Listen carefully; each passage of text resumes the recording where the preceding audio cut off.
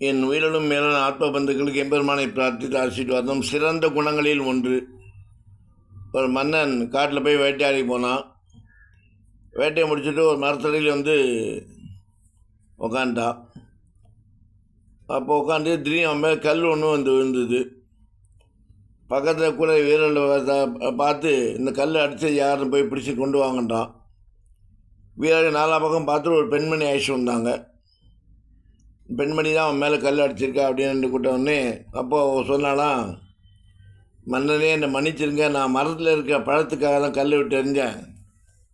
அது தெரியாமல் உங்கள் மேலே பட்டுருத்தோ, உங்களை காயப்பட்டு மன்னிச்சிக்கோங்க. அந்த பழத்தை வச்சு இந்த பிள்ளைங்களோட பசி ஆட்டுறதுக்காக நான் விறகு வெட்டிட்டு போச்சு, அந்த பழங்களை எடுத்துன்னு போகும் பிள்ளைங்களுக்கு பசிக்காக அப்படின்ட்டு சொல்லிட்டு மன்னிப்பு கேட்டாலாம். அதை பார்த்து மன்னன் என்ன சொன்னார்னா,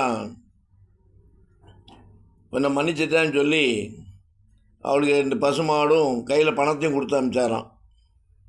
அப்போ பக்கத்தில் வீரர்கள்லாம் பார்த்து கேட்டாங்களாம், என்ன மன்னா உன்னை அடித்ததுக்கு போய் இவளுக்கு இப்படி இந்த பரிசை கொடுக்குறேன்ட்டு. அப்போ சொன்னாராம், ஒரு தாயாக இருந்து ஒரு குழந்தைகளுக்கு என்ன கடமையை செய்யணுமோ அதை செஞ்சா வேணுன்ட்டு அந்த மாதிரி நம்ம மேலே கல் விட்டு எறியல. ஒரு குடிமக்களுக்கு நான் செய்ய வேண்டிய கடமையை செஞ்சேன். அதுபோல் மன்னனாக இருந்து இந்த குடிமக்கள் என்ன நல்லது செய்யணுமோ அதை செய்ய வேண்டும். ஒரு தாய் எப்படி குழந்தைகளுக்கு என்ன கடமை, பசி வரும்போது எப்படி கொடுக்குறேன், என்ன பண்ணோன்றதை பார்த்து செய்கிற போல் ஒரு ராஜாவாக இருந்து குடிமக்களுக்கு என்ன செய்யணுமோ அதுதான் நான் செஞ்சேன். அதேமாதிரி அவள் தப்பை உணர்ந்து அவள் என்கிட்ட மன்னிப்பு கேட்டாள். அதே போல் நானும்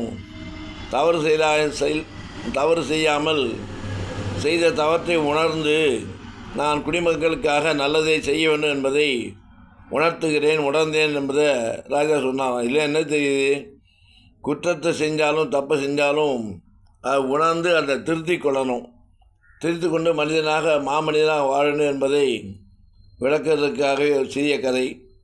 பலனடைவோம், பயனடைவோம். என்றும் ராமானுஜன் திவ்ய திருவடிகளை பற்றிக் கொள்வோம்.